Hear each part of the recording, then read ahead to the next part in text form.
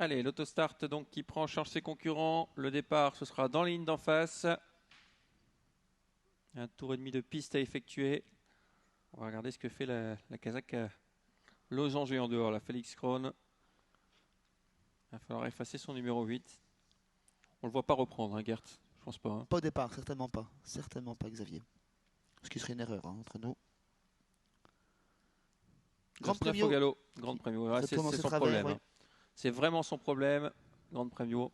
Hors course, hein, le 9. C'est fini. Oh, la faute du 8. Faute du 8 à l'extérieur. Félix Krohn, catastrophe. Petite hésitation. Il a été remis au trot, mais il perd quand même beaucoup de terrain. C'était le grandissime favori. Coup de théâtre au départ. Avec Fayand Archi, le numéro 2, qui s'installe en tête. Très bon départ de Fury du Test, le numéro 1. Côté corde. En troisième position, on retrouve le 6, Gala du Trianon, avec le 3, Fast and Rock.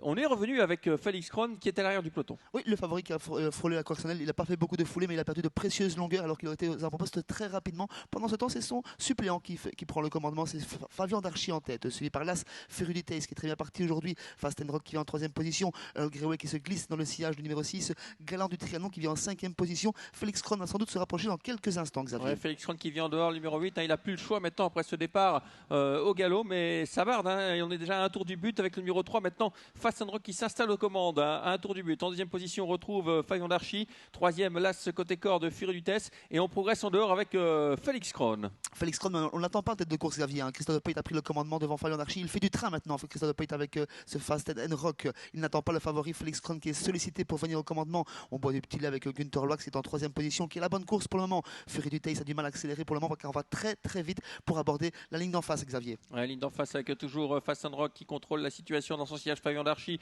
On a un parcours très dur avec Félix Krohn. C'est trois concurrents qui se détachent très nettement. Là, c'est complètement sur ses fins. Le 6 est en quatrième position, Gala du Trianon. On va vraiment très très vite avec ce trio en tête de course, avec toujours Félix Krohn au commandement, Fast and Rock au commandement, Félix Krohn à son extérieur sollicité, Fayand Archi qui a un très très bon parcours dans leur sillage. La victoire va se jouer entre ces trois-là, Xavier, c'est certain. Tournant final avec toujours Fast and Rock qui a l'avantage. Il nous montre son vrai visage aujourd'hui dans son sillage Fayand Archi. C'est dur pour Félix Krohn qui a du mal à suivre maintenant, qui est assuré semble-t-il d'une place, mais pour gagner ce sera difficile. Et on finit fort en dehors avec Earl Greway.